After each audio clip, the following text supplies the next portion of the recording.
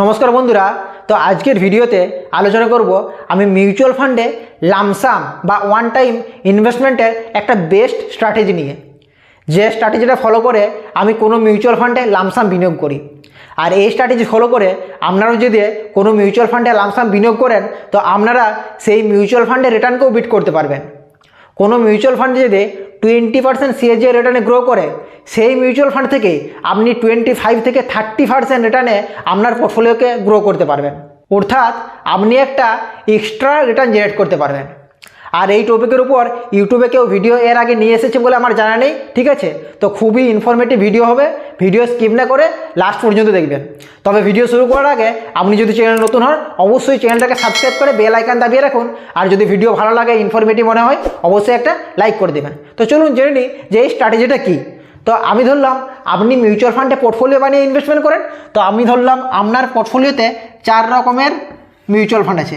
একটা হচ্ছে large cap ক্যাটাগরির, ঠিক আছে? একটা হচ্ছে কি লার্জ ক্যাপ ক্যাটাগরির মিউচুয়াল ফান্ড, ঠিক আছে? 2 নম্বর হচ্ছে মিড ক্যাপ ক্যাটাগরির মিউচুয়াল ফান্ড, ঠিক আছে? 3 নম্বর হচ্ছে স্মল ক্যাপ ক্যাটাগরির মিউচুয়াল ফান্ড, আর 4 নম্বর হচ্ছে ফ্লেক্সি ক্যাপ ক্যাটাগরির মিউচুয়াল ফান্ড, ঠিক আছে? আমি ধরলাম আপনার পোর্টফোলিওতে এই 4 ধরনের মিউচুয়াল ফান্ড আছে, ঠিক আছে? এরপর আপনি চাইছেন লামসাম বিনিয়োগ করতে। তো আমাদের কখন লামসাম বিনিয়োগ করা উচিত বা কখন লামসাম বিনিয়োগের কথা ভাবনা চিন্তা করা উচিত? যখন মার্কেট ক্র্যাশ করবে বা মার্কেটে কারেকশন আসবে, মার্কেটে পতন হবে। তো আমরা কি করে বুঝবো যে মার্কেট ক্র্যাশ করেছে কি কারেকশন করেছে? আমাদেরকে বুঝতে হলে মার্কেটে কী দেখতে হবে? ইন্ডেক্স দেখতে হবে। তো মার্কেটে ইন্ডেক্স কত ধরনের আছে? মার্কেটে ইন্ডেক্স কত ধরনের আছে? ইন্ডেক্স অনেক রকমের আছে। তো মেনলি আমরা যে ইন্ডেক্স ফলো করি সেটা হচ্ছে একটা হচ্ছে নিফটি 50, একটা হচ্ছে নিফটি 50 আর একটা হচ্ছে সেন্সেক্স। এই দুটো ইন্ডেক্সই আমরা মেনলি ফলো করি, ঠিক আছে? এছাড়া অনেক ধরনের ইন্ডেক্স আছে। নিফটি 50 মানে কি? নিফটি 50 মানে এনএসসিতে লিস্টেড টপ যে 50 কোম্পানি আছে, লার্জ ক্যাপ স্টক। আর সেন্সেক্স মানে বিএসসিতে লিস্টেড টপ যে 30 কোম্পানি আছে, ঠিক আছে? দুটোই কি লার্জ ক্যাপ স্টক। তো ধরুন আপনি কোনো স্মল ক্যাপ মিউচুয়াল ফান্ডে লামসাম বিনিয়োগ করবেন, ঠিক আছে? তো আপনি যদি দেখেন যে ইন্ডেক্স ক্র্যাশ করেছে কি কারেকশন করেছে, ঠিক আছে? আপনি ধরুন দেখলেন যে নিফটি 50 সেন্সেক্স প্রায় 5% মতন কারেকশন করে গেছে। তো সেই সময় আপনার কি small cap, mid cap, flexi cap mutual ফান্ডে লামসাম বিনিয়োগ করা উচিত হবে? আপনি দেখলেন ইন্ডেক্স মানে নিফটি 50 সেন্সেক্স কারেক্ট করেছে, তো সেই সময় কি উচিত হবে mid cap, small cap, flexi cap ফান্ডে লামসাম বিনিয়োগ করা? একদমই না। কারণ হচ্ছে এই যে আপনি ইন্ডেক্স দেখছেন নিফটি 50 সেন্সেক্স, এগুলো ইন্ডেক্স হচ্ছে লার্জ ক্যাপ স্টকের ইন্ডেক্স, ঠিক আছে? তো এই ইন্ডেক্স যদি কারেকশন করে আপনাকে বিনিয়োগ করতে হবে লার্জ ক্যাপ মিউচুয়াল ফান্ডে, ঠিক আছে? তবেই কিন্তু আপনি একটা সঠিক সিদ্ধান্ত নিতে পারবেন, ঠিক আছে? তো এই যে লামসাম বিনিয়োগ, এই লামসাম বিনিয়োগের 2টো স্টেপ আছে। আমি 2টো স্টেপ ফলো করে লামসাম বিনিয়োগ করি, ঠিক আছে? প্রথমে আমি দেখি যে কোন ধরনের মিউচুয়াল ফান্ডে আমি বিনিয়োগ করছি, ঠিক আছে? ধরুন আপনি লার্জ ক্যাপ মিউচুয়াল ফান্ডে লামসাম করবেন, তো আপনাকে কি দেখতে হবে? দেখতে হবে যে নিফটি 50 সেন্সেক্স, ঠিক আছে? নিফটি নেক্সট 50, এইসব যে ইন্ডেক্সগুলো আছে মানে লার্জ ক্যাপ স্টকের যে ইন্ডেক্সগুলো আছে সেই ইন্ডেক্সগুলো কারেক্ট করছে কিনা, সেই ইন্ডেক্সগুলোতে পতন এসছে কিনা, ঠিক আছে? আপনি যদি মিড ক্যাপ মিউচুয়াল ফান্ডে বিনিয়োগ করতে চান, লামসাম বিনিয়োগ করতে চান, তো আপনাকে দেখতে হবে যে মিড ক্যাপ যে ইন্ডেক্স আছে সেই ইন্ডেক্স কারেকশন করেছে কিনা। মিড ক্যাপ যে ইন্ডেক্স আছে সেই ইন্ডেক্স কারেকশন করেছে কিনা। তো মিড ক্যাপ ইন্ডেক্স কি হয়? মিড ক্যাপ ইন্ডেক্স 101 থেকে 250 পর্যন্ত যে স্টকগুলো আছে সেগুলো নিয়ে তৈরি হয় মিড ক্যাপ ইন্ডেক্স। তো মিড ক্যাপ ইন্ডেক্স যদি কারেকশন করে তবেই আপনি মিড ক্যাপ মিউচুয়াল ফান্ডে লামসাম করবেন। এরপর আছে স্মল ক্যাপ। স্মল ক্যাপ ফান্ডে তখনই লামসাম করবেন যখন দেখবেন যে স্মল ক্যাপ ইন্ডেক্স কারেকশন করেছে। স্মল ক্যাপ ইন্ডেক্স,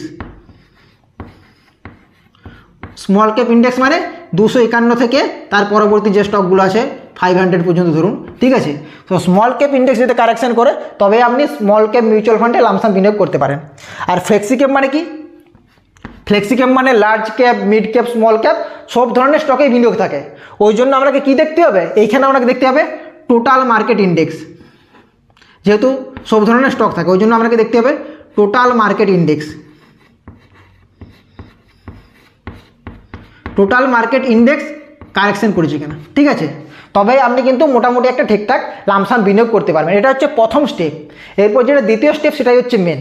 এরপর আসি দ্বিতীয় স্টেপ, ঠিক আছে। দ্বিতীয় স্টেপে আপনার কী দেখতে হবে যে সেই মিউচুয়াল ফান্ডের এনএভি মানে nav, net asset value, nav correction করেছে কিনা, কি ন্যাভ কারেকশন করেছে কিনা, ঠিক আছে। প্রতি মিউচুয়াল ফান্ডেরই ন্যাভ থাকে, ন্যাভ একটা ভ্যালু হয়, সেই ন্যাভের ভ্যালু অনুযায়ী আমরা কোনো মিউচুয়াল ফান্ড থেকে ইউনিট পাই। তো ন্যাভ যদি কারেকশন করে তবেই তো আমরা বেশি বেশি ইউনিট পাবো, ঠিক আছে। তো দেখতে হবে ন্যাভ কারেকশন করেছে কিনা, ঠিক আছে। এই যে এই ইন্ডেক্সগুলো তো দেখবেনই, তার সাথে সাথে আপনাকে মেন যেটা দেখতে হবে সেটা হবে ন্যাভ কারেকশন করেছে কিনা।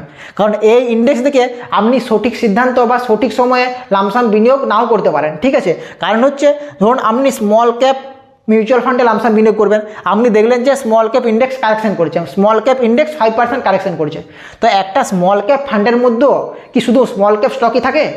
একটা স্মল ক্যাপ মিউচুয়াল ফান্ডের মধ্যে স্মল ক্যাপ স্টকের পার্সেন্টেজ বেশি থাকে, কিন্তু এছাড়াও large cap stock, mid cap stock, ঠিক আছে, সব ধরনেরই স্টক থাকে। ওই জন্য আপনাকে সেম একইভাবে মিড ক্যাপ ফান্ডে আপনি যদি লামসাম বিনিয়োগ করতে চান, তো মিড ক্যাপ ফান্ডের মধ্যে শুধু কি মিড ক্যাপ স্টকই থাকে? সেখানে মিড ক্যাপ স্টকের পার্সেন্টেজ বেশি থাকে, কিন্তু large cap stock, small cap স্টকও থাকে, ঠিক আছে। তো আপনাকে মেনলি যেটা দেখতে হবে সেটা হচ্ছে ন্যাভ কারেকশন করছে কিনা, ঠিক আছে। এগুলো আপনাকে দেখতে হবে, আর এগুলো যদি আপনি নাও দেখেন তাও কোনো অসুবিধা নেই, ঠিক আছে। আপনাকে মেনলি যেটা দেখতে হবে ন্যাভ কারেকশন করেছে কিনা, ন্যাভ অনুযায়ী আমরা ইউনিট পাই, ঠিক আছে। এরপর আমি আপনাদেরকে একটা এক্সাম্পল দেখাচ্ছি, ঠিক আছে। ধরুন কোনো মিউচুয়াল ফান্ডের ন্যাভ যে আছে না, ন্যাভের ভ্যালু এখন চলছে 250, ঠিক আছে। কত চলছে? 250। তো 250 যদি ন্যাভের ভ্যালু থাকে, আপনি ধরুন সেই ফান্ডে কী করবেন, লামসাম বিনিয়োগ করবেন, 1000 টাকা লামসাম করবেন। কত? 1000 টাকা।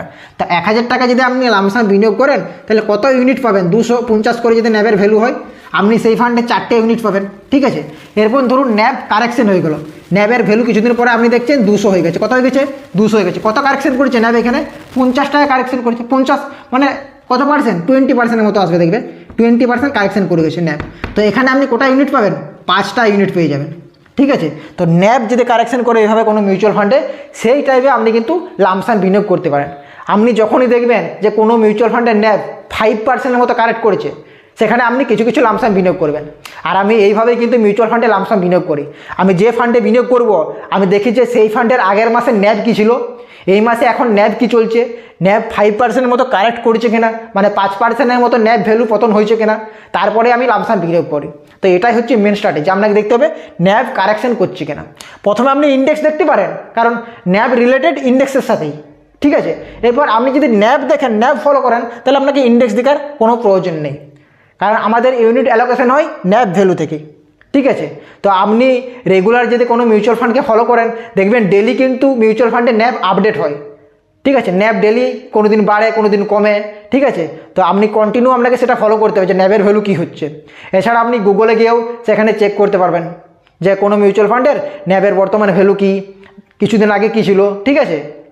তো এইভাবে আপনি যদি মিউচুয়াল ফান্ডে লামসাম ইনভেস্টমেন্ট করেন, আপনি আপনার মিউচুয়াল ফান্ডে এক্সট্রা রিটার্ন জেনারেট করতে পারবেন, 5-6% এক্সট্রা রিটার্ন জেনারেট করতে পারবেন সেই মিউচুয়াল ফান্ড থেকেই, ঠিক আছে।